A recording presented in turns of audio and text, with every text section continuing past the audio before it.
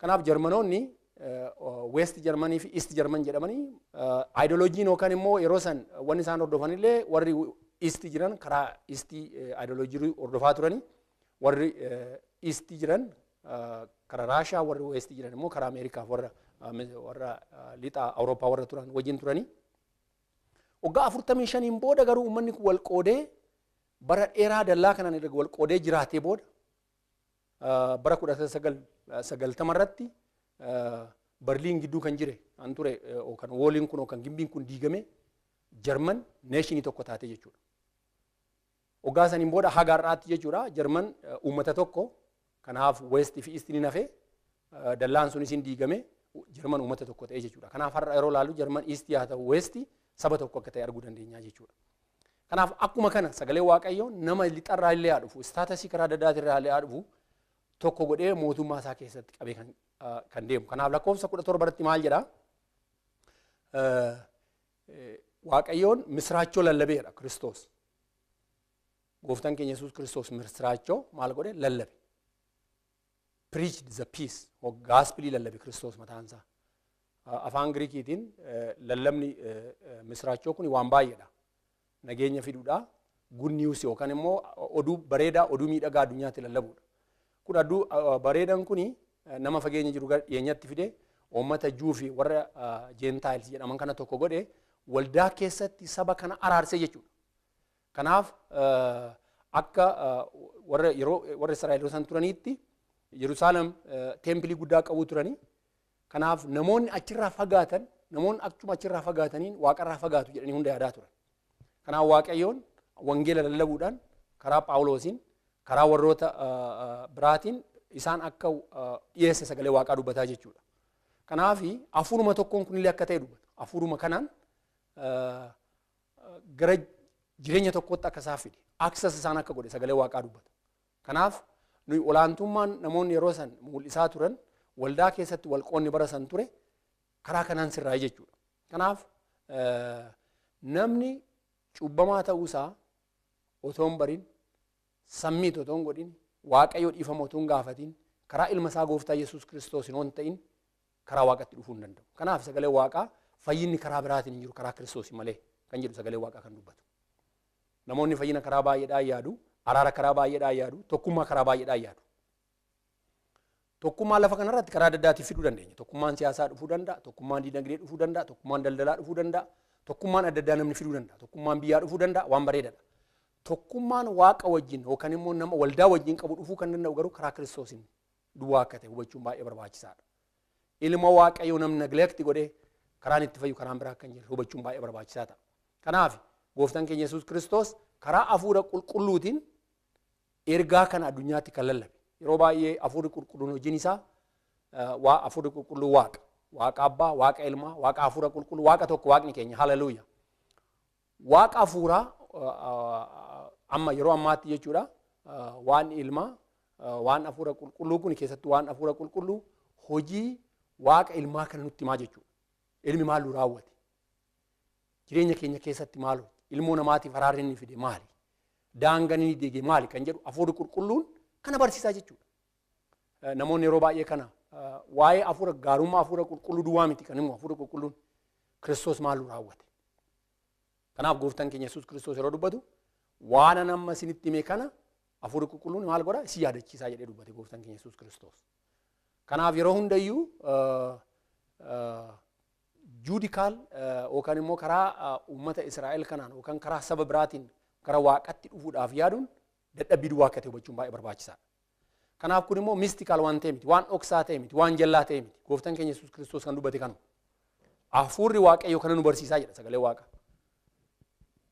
Warri Israa'el kun karaa adda addaatiin karaa adda addaa adeeman malee nageenyi qabbanni, abdiini, dhugaan kan dhufu karaa ilma Waaqayyoo Gooftaa Yesuus Kiristoosin waan duwwaa akka ta'e barsiisaa jechuudha. Kanaaf jireenya keenya keessatti nuyi rakkoo baay'ee qabaachuu dandeenya. Individual struggle adda addaa jira. Nuyi kadhannaa keenya irratti bu'aaceetii adda addaa, bu'aacee adda addaa, rakkoo adda addaa, Waaqayyoo waa waadaa nuu galeeyyuu akka raawwanne yaadu waan adda addaa jireenya keenya irra waan jiruufi really bakki irraa dhufe kuni akkaataa fayyina kooti irratti ilmoo Waaqaa ta'uu kooti irratti contribution qabaa jennee namoonni yaadu jiraachuudhaan mala. Dhugaa dubbachuudhaaf yaa saba Waaqayyoo. Eessa dhufi ati? Hiyyeessa ta'i. Ija qabeenyaa maateriyaaliitiin yookaan qabeenya meeshaatiin jechuu kooti. Ijoollee ta'i. Umuriidhaan guddaa ta'i. Karaa fedhe staatasii fedhe qabaadhu. Ilma Waaqayyoo Gooftaa Yesuus Kiristoosiin fayyinaan. We are a new creation. Hallelujah. Nuyi nama haaraa. Kadhannaa keenya immoo Waaqayyoon hin dhagaa. Siraagilii keenya yookaan rakkina keenya Waaqayyoon immoo hin dhagaa. Ani sitti immoo kanan barbaadu Waaqayyoon kadhannaa koo hin dhaga'u. Bu'aa ceekoo kana hin arguu. Rakkina nan keessa jiru kana hin arguu. Waaqayyoon waa abdii naa kennee jira akkamittiin jalaa turaa namoonni jennee Waaqa gaafan namoonni baay'een jira. Kana gaafachuun gaariidha baay'ee. Garuu Waaqayyoon hin dhagaa. Otoo Waaqayyoon hin beekin wanni jireenya keenya irratti ta'u tokkoyyuu hin jiru. Koorsi Waaqayyoon jireenya keenya irratti waan gadhee hin raawwatu. Yeroo hundayyuu Waaqayyoo Waaqa gaariidha. Karaakterii Waaqaa tokko Waaqni Waaqa jalalaati. Haleluuyaa. Kanaaf Waaqayyoon kadhannaa keenya kan deebisu rakkina keenya yookaan waan nu yaadnu kana hunduma karaa irra kan buusu akka yaada isaatti akka ta'e hubachuun gaarii akka ta'e hubachuun gaarii. Yeroo baay'ee wanni nu kadhannu akka amma dafee deebi'uu barbaanna. Waaqayyoon yeroo isaatti deebisa. Haala ofii barbaadeen deebisa. Hunda caalaa immoo caalatti nuuf bu'aa guddaa fidee yookaan immoo geeddarumsa guddaa fidee jireenya keenya keessatti waa guddaa akka qabaatu ta'uudhaan deebisa Waaqayyoon. Kanaaf abdii kutannaa tokkoyyuu hin qabnu jechuudha. Waaqa fuulduratti yeroo dhiyaannee waan akkasii haasa'u. Kanaaf saba Waaqayyoo wanni guddaan nuni dubbachaa jiru maali? Tokkummaan nuyi qabnu kun ija Waaqatiin yeroo laallu fayyinni nu qabnu kun karaa fedhin irraa waa dhugnu Waaqayyoon tokko akka nu godhe hubachuun baay'ee barbaachisaadha. Isin warra Waaqayyoo biran turree jedha sagalee Waaqa orma turtan jedha lakkoofsa 19 irratti orma turtanii fageenya irra turtanii amma garuu gara Waaqaatti dhiyaatanii nama diidaa turtanii nama fageenya irra turtanii nama Waaqayyoo hin turre isin orma turtanii saba kanaan jedhama. Maaliif karaa citizenshipiin isaanii namoota kana karaa adda addaatiin nama Waaqaa hin turre. Kanaaf akkaataan ammatti yaadu Waaqa amanuudhaan karaa Waaqatti dhufuun keenya kuni second citizen yookaan second class citizen hin jedhamu kanaa miti jechuudha. Nuyi namoonni hundumtu amantaan tokko tokko akkaataatti barsiisan mootummaa Waaqaa yeroo gallu levelii adda addaa jira. Namoonni sanyii akkasiitti irraa dhufan yookaan waldaa akkasiitti irraa dhufan bakka akkasii jiraatu. Namoonni bakka akkasiitti irraa dhufan immoo kilaasii akkasii keessa jiraatu. Waan jedhan barsiisa akkasii barsiisu. Barumsi kuni ija sagalee Waaqaatiin barumsa sirrii miti. Ilmoo isaa godhee of course Waaqayyoon ijoollee isaatiif akka tajaajilaatti badhaasa kenna. Garuu hundumtuu ijoollee isaa kan ta'e fayyina kan argate Kiristoosiin kan fayyi gara mootummaa Waaqaa galu sagalee Waaqaa dubbata. Haleluuyaa. Kanaaf dhiiga Kiristoosiin redeemed ta'uun fayyuun citizenship Waaqaa nu kenna. Namoonni amma paaspoortii adda addaa biyya adda addaa yeroo qabaannu bakka adda addaa deemuu akka dandeenyu amana. An biyya keenyaa ta'u biyya adda addaa namni yeroo paaspoortii qabaatu eessayyuu akka deemuu danda'u beeka. Viizaa argatee tokko tokko immoo viizaa malee biyya adda addaa deemuu akka danda'u. The same thing namni karaa Kiristoosiin yeroo fayyina argatu mootummaa Waaqaa akka galuu danda'u. Kun immoo of course akkuma kanaan dura dubbachaa turre namni akkanumatti erga dhalatee Kiristoosiin erga fayyee waan barbaade cubbuu barbaade keessatti of laaquudhaan gabbuu isa keessatti deddeebuudhaan mootummaa Waaqaa hin galu. Ofii fayyisuu garuu erga fayyee immoo hojii fayyinaa hojjechuudhaan fayyina Waaqayyoon hojiin Waaqayyoon isaa qopheesse hojjechuudhaan galaa jechuudha. Akka ergaa Efesoon boqonnaa 2 lakkoofsa 10 irraa Waaqayyoon ergaa yookaan immoo hojii otoo addunyaan hin uumamin nu qopheesse hojjechuudhaan jiraana jechuudha lafa addunyaa kanarra. Bara nu lafa kanarratti qabnu amma Gooftaan keenya Waaqayyoon otoo nu uumamin dura hojii inni nu qopheesse hojjechuudha. Tajaajilu nu tajaajilu. Even ijoolleen Waaqayyoon nu kenne kuni pilaanii Waaqaa karoora Waaqaati. Ijoollee keenya Waaqayyoon karaa keenyaan akka addunyaa kana akka dhufan barbaadeera. Of course nuuf eebba Waaqayyoofis immoo karoora isaa raawwachuudha. Kanaaf Waaqayyoon adaraa nutti kenne yookaan immoo raawwanna nutti kenne jechuudha ijoollee keenya. Tajaajilu nutti kenne Waaqayyoon adaraa nutti kenne jechuudha. Kanaaf sagalee Waaqaa wanni tajaajilu kun hundumtu wanni hojjennu kun hundumtu lafa addunyaa kanarratti nuyi waaqayyoon akka ittiin hojjennu karoora nu qopheessedha. Ulfinni isaaf haa ta'u. Kanaaf citizenshippiin keenya akka ergaa warra Filiphisiyoos 3:20tti mootummaa waaqaati jechuudha. Kanaaf nuyi kan yaadnu kan akka ta'e hubachuun baay'ee barbaachisaa ta'a jechuudha.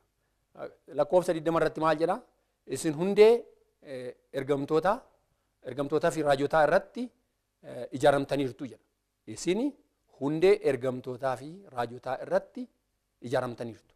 Kiristoos Yesuus immoo ofii isaatiin dhagaa gollee qajeelloodha. Maaliif Kiristoos የማዕዘን ድንጋይ jedhan kana jechuudha. Akkuma corner store jedhan kana nu kan irratti hundoofne maalidha? Dhugaa ergamtoota, dhugaa warra raajotaatti irratti hundoofne dhaabannee irraa jechuudha. Akka sagalee waaqatti. Kanaaf nu yeroo hundayyuu Kiristoos dhagaa bakka hundaan nama hunda mana hunda corner godhee dhaaburra jirra jechuudha. Kanaaf nu foundationiin keenya Kiristoos. Kuni warri bara san tura raajoonni bara san tura ergamtoonni bara san turani dhugaa foundi godhantu jira. Dhugaan kun yaa waaqati kan isaanii miti by the way. Waaqayyoon isaanitti akka caafatan, akka hojjetan, akka lallaban, akka dhugaa baan kenne malee dhugaan kun waaqati. Ergaa waaqati, sagalee waaqati. Garuu yeroonni kun waan dhaaban irratti hundoofnaa jechuudha. Anu mataa keenyaan dhaamu. Hammataa keenyatiin hin deemu. Kanaaf mul'anni bara san ture waaqayyoon kan dubbate ergaa isaa kana raawwannaa jechuudha. Corner store jechuun akkuma laalu dhakaan tokko yookaan corner irra yeroo taa'u isa malee manni ijaaramuu hin danda'u. Kiristoos mataan isaa waldaa dhafan akkasiiti. Bakka dhakaan gollee kun hin jirretti manni ijaaramuu hin danda'u. Corner store bakka hin jirretti wanni tokko dhaabachuu hin danda'u. Kanaaf manni ijaaramuu kan danda'u karaa kanaan. Namni Kiristoos yaala ta'e abdii ala jira. Namni Kiristoosin ala ta'e abdii ala jira jechuudha. Abdii hin qabu. Kanaaf yeroo hundayyuu foundationiin keenya, foundationiin jireenya yookaan hundeen jireenya keenya Kiristoos jennee kan dubbannu. Kanaaf gooftaan keenya Yesuus Kiristoos waa'ee kanaa kan barsiise Maatiyos 21:42 irratti. Kanaaf manni kan ijaaramuu danda'u, hundeen isaa cimuu kan danda'u, dhakaan isaa yeroo lafarraa ba'u akkamitti akka dhaabatu, akkamitti akka deemu waa'ee manaa jechuudha. Kanaaf fakkeenya manaatiin kan kaa'ee jiru.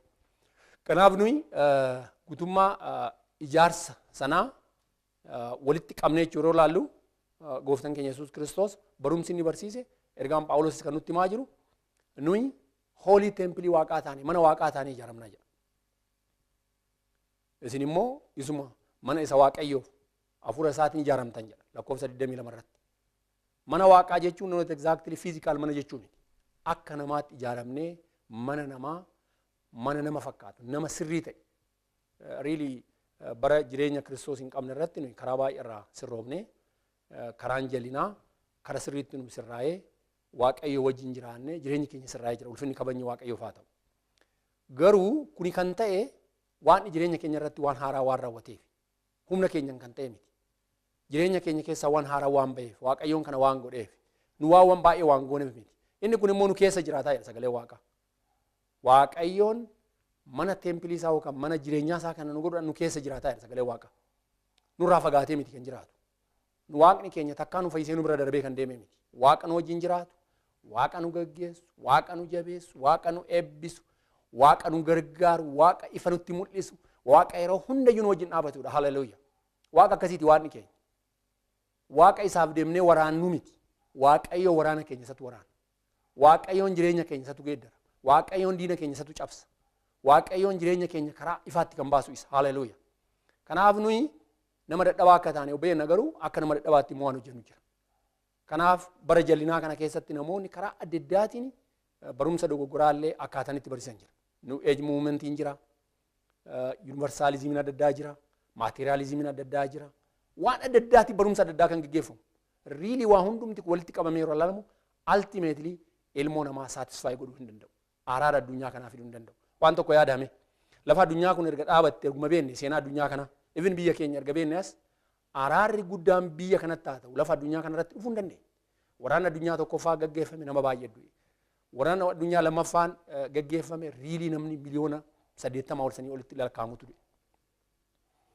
Biyya Eeshiyaa keessatti rakkina baay'ee ture. Biyya Chaayinaa keessatti namoonni rakkina baay'ee dhuman. Millions.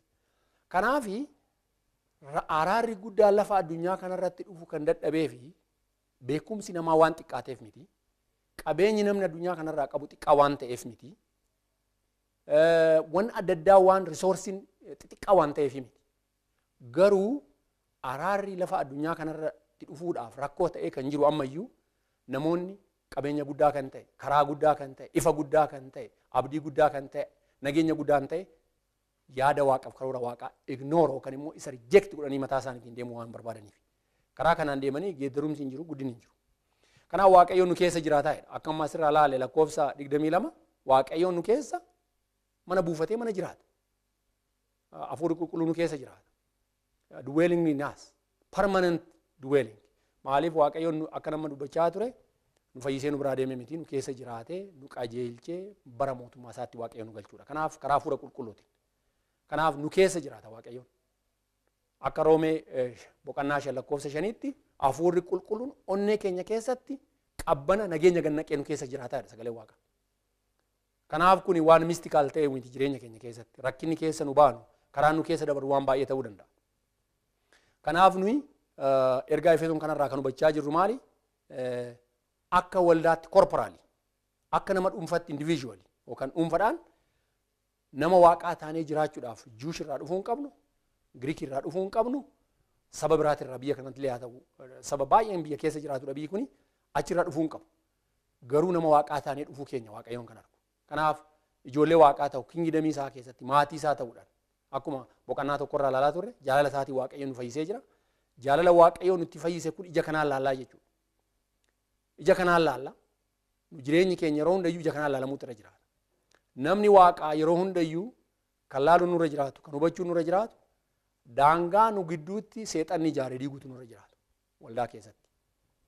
Amma waldaa nu keessa jirtu, amma yeroo na dhageeffatta waldaan keessan keessatti waan gaggeeffamaa jiru hin beeku. Waaqayyoon garuu hafuurri qulqulluun ni arga. Walqoodisa adda addaa jira. Biyya Awurooppaan jiraattan, biyya Ameerikaa kan jiraattan, Itoophiyaa keessa kan jiraattan, Eeshiyaa keessa afaan kanaan kan sagalee kana dhageessan waldaa keessatti walqoodumsi jira. Sababni itti walqoodan ani guruupii abaluuti, ani abaluun guruupii abaluuti, ani gaggeessaa abaluuti, ani abaluu akkasiiti jedhudha. Walqoodu waldaa keessa hin jira. Kuni karoora Waaqaa miti. Jalqaba godhuun kan nurra jiraatu walqooduun karoora Waaqayyoo miti. Waldaa keessatti walqoonni karoora Waaqaa akka hin taane erga beekne waldaa keenya keessatti warri waldaa gaggeessu irraa jalqabee jechuudha. Yeroo baay'ee warri waldaa gaggeessinu yookaan warri waldaa bulchan miisi kan godhan kan dogoggoran maali? Namoota qooduudhaan nama ofii barbaadan qabachuu duwwaadhaan waldaa keessatti waldaa sustainability waldaa eeguu barbaadu. Kuni akka namaatti tola lamuun ta'uu danda'a yeroodhaaf. Ultimately yeroo laallu garuu ija Waaqatiin eessayyuu haa dhufu garbaa haa ta'uu baatu. Nama even har'a gooftaa fudhatee gara mootummaa Waaqaa kan dhufu hammannee guddifnee Waaqa kadhannee waan qabnurraa qoonnee mootummaa Waaqaa keessatti namni akka dhaabatu gochuun hojii namaati. Waaqayyoon akka hojjennu kan barbaadu jechuudha. Kanaaf eebbi guddaan akka nurraa hafne kan barbaachisaa ta'a. Namoonni gara biraa immoo teessanii kan dhageessan haga ammaa Kiristoosiin namoonni hin fayyine yoo jiraattan ergaan isinii qabu maali? Mootummaa Waaqaa dhaaloo barbaadan. Eebba guddaa lafa kanarratti illee Waaqayyoon nageenya qabbana karoora isinii qabu baruu warri barbaadan gooftaa keenya Yesuus Kiristoos itti amanuun akka fayyitan afeerraa guddaan isinii dhiyeessuu barbaada. Lafa kanarratti afeerran namaa godhamu baay'eetu jira. Hoteela guddaatti afeeramuu jira, biyya guddaatti afeeramuu jira, walgahii guddaa irratti afeeramuu jira, seeramoonii adda addaa irratti afeeramuu guddaa jira. Of course kuni gaariidha. Afeerran ilmoo namaa lafa kanarratti guddaa ta'e keessaa ultimately inni guddaan ilma Waaqayyootiin fayyanii gara mootummaa Waaqaatti makamuudha. Kana miis gochuun isinirra hin jiraatu. Hagaarraa karoorri Waaqayyoon isiniif qabu maali yoo jettan garaa ilma isaa gooftaa Yesuus Kiristoosiin fayyitanii ilmoo Waaqayyoo ta'uudha. Ilmoo Waaqayyoo ta'uudhaan directionin keessattu geeddarama, bara keessattu geeddarama, jireenya keessattu geeddarama. Fayyina isiniif ta'a. Kana kan dubbannu nu jireenya keenyarraa. Ani onoof laalu jireenya kootirraa barriin ani gooftaa ittiin beekne yoon deebi'ee laalu baay'ee garaana nyaata. Inni Waaqayyo waan godheef homaa gochuu hin danda'u. Garuu akka namaatti taa'ee yoo laalu utoon bara nama Waaqaa ta'een jedha. Baran dargaggeessa ture, baran ijoollee ture. Waa'ee maatii koo duubatti deebi'ee waan baay'ee yeroo laalu. Garuu isa geeddaruu hin danda'u. Wanni ani godhuu danda'u maali? Bara na fuuldura jiru hundumayyuu akka karooraaf yaada Waaqatti jiraachuudha. Isinis teessanii kanan dhageeffattan bara keessan kan darbee miti. Ana Waaqayyoon na jaalata, ana Waaqayyoon na beeka. Ana irraa dhufe warra hiyyeessa, ana irraa dhufe nama dhibamaadha. Mee biyya algaarra ciiftanii dhibee adda addaa keessa warra jirtan, abdii kan kutattan, fayyuu hin dandeessan hakiimoonni isiniin jedhan, dulloomtanii amma achi faayidaa hin qabdan kan isiniin jedhan, gargaarsa dhabdanii karaa irratti kuuftanii kan jirtan, mana namaa keessa kan hojjettan, biyya adda addaa keessa biyya Arabaa karaa rakkina adda addaa keessa kan baatan. Waaqayyoon ergaan isinii qabu kana. yaa ijoollee koo gara kokootta sagalee waaqaa dubbifadhaa wangeela Yohaanis irraa jalqabaati sagalee waaqaa dubbisa fayyina karoorri waaqayyoon isinii qabu hubadhaa namoonni kana yeroo argatan fayyinni isaanii guutuu ta'a namoonni kana yeroo argatan jireenyi isaanii guutuu ta'a kana hon ta'in jireenyi isaanii guutuu hin ta'u kanaaf ergaan isinii qabu kanaa jechuudha walumaa galatti dubbii kana goolabuudhaaf karaa Kiristoos namni ayyaana waaqayyootiin eebba guddaa harka argachuu danda'u hubachuun baay'ee barbaachisaadha jireenya bara baraa akka argatu hubachuun baay'ee barbaachisaadha hinduuna lafa kanarratti bara dheeraa yeroo jiraanne waggaa namni amma addunyaa kanarra jiraatu waggaa 100 inni bara dullumaati akka Yaaqoob mooticha Ijiptiin jedhee barri dullumaa bara rakkinaa bara dadhabinaati isa keessaa barri ijoollummaa barri waa hunda hojjechuu dandeenyu bara gabaaba bara qaamni keenya cimaa ta'e bara gabaaba namni lafa kanarratti bara gabaabduu jiraata so erga dulloomne erga lafa kanarraa hin deemne ta'e eessa akka deemnu yaaduun barbaachisaadha gaafii namni hunduu deebisuu irra jiraatu tokko maali akka duu namni hundumtuu hin beeka hin duutaa of course erga duutee garuu eessa deemta deebii guddaan namoonni baay'ee lafa addunyaa kanarratti gosa 3tti qoodamu yookaan gosa 4tti qoodamu jedhamee yaadama tokko fayyanii fayyina isaanii kan hin beeknedha waaqayyoon isaan fayyisee ijoollee isaan godhate jaroonni isaan beekan hagamma namoonni tokko immoo fayyina isaanii gara fuulduraa yookaan immoo hubatanii jireenya isaanii keessatti fayyina isaanii kana enjoy godhaa yookaan ittiin gammadaa warra jiraatan inni sadaffaan immoo amma achaan hin fayyu mootummaa waaqa siin galu waaqayyo waan barbaade godhaa ani anan deemu gara Si'ool yookaan gara du'a bara baraati kanaaf lafa kanarra gan jirutti hajjummaa addaa dogoggora adda addaa kashalamummaa adda addaa keessa jiraadhe darbaa warri jedhan jiru warri kun gara biraa immoo warri homaayyuu hin beekne jiru warroota hundayyuu haa ta'u except warra tokko warra waaqa beekanii akka fayyan beekan kana ta'e malee nuyi erga duune booda eessa akka deemnu beekuun baay'ee barbaachisaadha anan isinitti maa jiru waa'ee du'aaf jireenya akka yaadan du'aaf miti lafa kanarra yeroo jiraannu akkasuma roon maappiin ilmoo namaa jireenya ilmoo namaa waaqa namni rijeekti godhee roon maappii laayivii hin qabu kan jireenya hin qabu kanaaf yeroo hundayyuu kana hubachuun baay'ee barbaachisaadha kanaaf itti aansee immoo erga fayyinee booda akka nama fayyeetti jiraachuun immoo barbaachisaadha kana hama argachuun barbaada namoonni tokko erga fayyitee booda akka barbaadetti jiraachuu dandeessaa barumsa jedhu yaada jedhu sammuu isaanii keessaa qabu kanaaf hajjummaa adda addaa kashalabummaa dogoggora daba adda addaa keessatti qooda fudhachuu barbaadu kuni riilii gadda guddaadha maaliif ilmoo waaqaa namni ta'e Kiristoos fakkaata Kiristoos maal fakkaata qulqulluu Kiristoos maal fakkaata dhiifama kan kennu Kiristoos maal fakkaata nama hunduma wajjin kan jiraatu kanaaf nuyi kiristaanarraa yookaan nama waaqatirraa kan eegamu erga fayyinee booda waaqa fakkaachuu ilma waaqayyo fakkeenyi keenya immoo Kiristoos waan biraa miti nama ta'e lafa kanarra ture Kiristoos akkuma keenya cubbuu adda addaatiin rakkina adda addaatiin fatanaa adda addaa keessa darbeera garuu cubbuu tokko hin hojjenne rakkina tokko keessatti hin kufne Kiristoos kanaaf nama qulqulluu kan isa jechisiisu of course buunee kaana nuyi akka Kiristoos ta'uu hin dandeenyu garuu ultimately karaan itti guddannu karaan itti deemnu karaa Kiristoositti deeme kana karaan deemichaa keenya yeroo karaan guddinaa keenya yeroo hundumayyuu karaa Kiristoositti guddina hin dhumne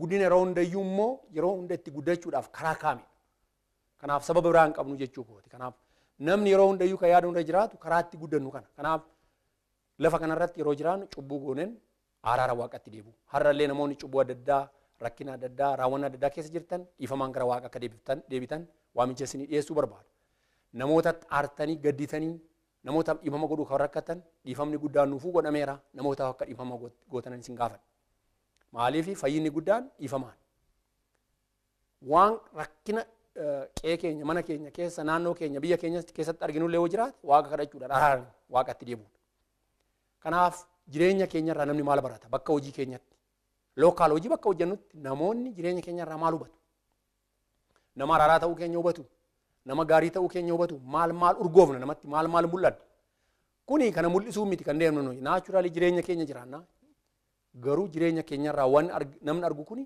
namaaf ragaa guddaa ta'a jechuudha kiristaana ta'uu keenya bara kana dhugaa dubbachuudhaaf bara asaanuu kana keessattu namoonni kiristaana ta'uun isaanii gaarummaa otoo hin ta'in dhoksaa ta'aa deemaa jira kiristaana ta'uun nama biratti baay'ee jibba guddaa kan fidaa jiru maaliif namni maqaa kiristaanatiin daba adda addaa hojjetu soba adda addaa raawwatu sagaagalummaa adda addaa raawwatu jireenya namaa keessa seenanii waan dabaa waan addunyaa kanarratti namni biraa raawwanne raawwatu kana waan ta'eef namoonni kiristaana ta'uun isaanii miidhagaa fi kan ittiin mul'atan otoo hin ta'in kan ittiin oksan ta'a deemu. Bari kun geeddaramuutu irra jiraata.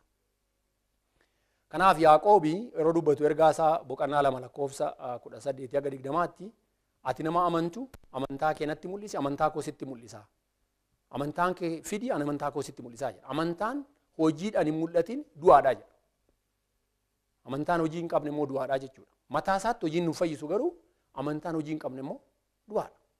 Because nana mana jedhanii muyaa balibbino akka jedhan afaan Amaariffaatiin waan akkasii hin jiru. Namni kiristaana ta'ee fayye tokko jireenya isaatirraa wanni gaarii mul'atamuu qaba. Ragaa guddaa qabaachuutu irra jiraata.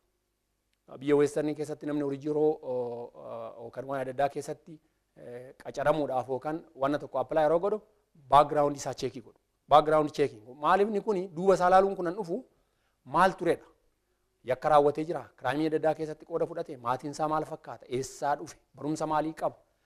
Hojii maalii hojjete? Ekspiriyeensii maalii qaba kan jedhu kana laaluu jechuudha. Kanaaf hojii kiristaanaa keessatti waan hundumtuu nama biratti kan mul'atu, mootummoota biratti kan mul'atu, ragaa ta'ee kan ifuu danda'u hojiin hojjennudha. Hojiin kun immoo mul'isuudhaan miti kan hojjennu.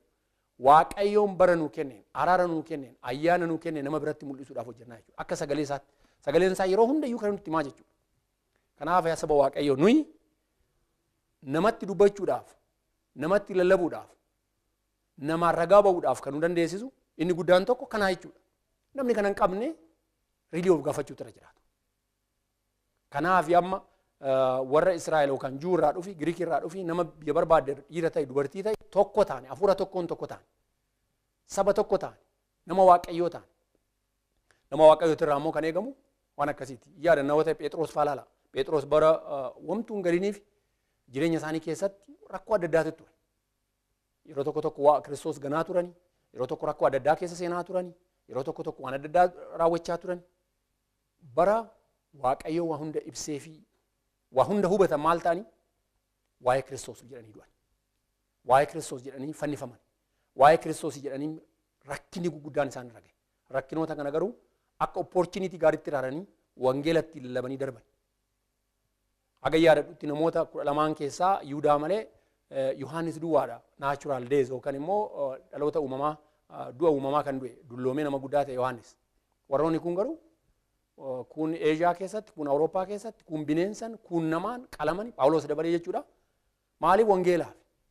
Kanaaf rakkinni nurra ga'u tokko tokko immoo sababa wangeelaatiin yeroo nurra ga'u akka waan gaariitti ilaaluun illee waan gaariidha.